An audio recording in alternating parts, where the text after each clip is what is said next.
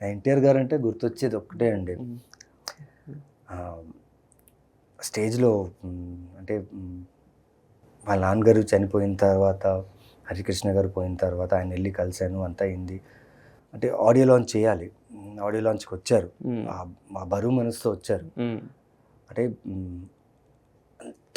అంతమంది క్రౌడ్లో తన బాధను బయట పెట్టారు. యూజువల్లీ చాలామంది హోల్డ్ చేసుకుంటారు. అంటే అక్కడ ఉన్న వాళ్ళు ఎవరో తెలియదు, ఏం లేకుంటే హోల్డ్ చేసుకుంటారు. తన ఫ్యాన్స్ దగ్గర తన బాధని ఎక్స్ప్రెస్ చేస్తూ కన్నీళ్ళు పెట్టుకున్నారు. ఆ రోజు స్టేజ్లో నేను శివరయ్య.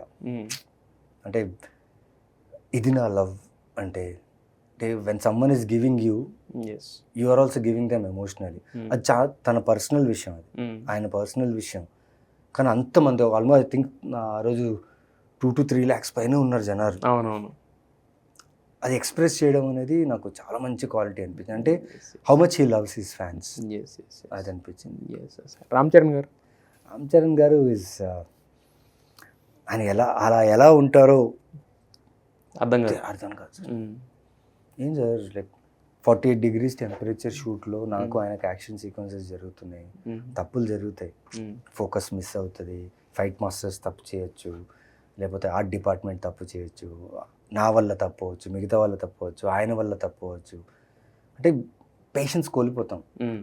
ఇప్పుడు నేనున్న సర్కమ్స్టాన్సెస్ వల్ల షార్ట్ ఓకే అన్న మళ్ళీ ఎందుకు అని ఎక్కడో ఒక ఫీల్ ఉంటుంది, ఉండదు. ఆ కామ్నెస్ ఉంటుంది సార్ ఆయన దగ్గర. And what I like in him is food. ఆయన తినరు ఎక్కువ, పెడతారు.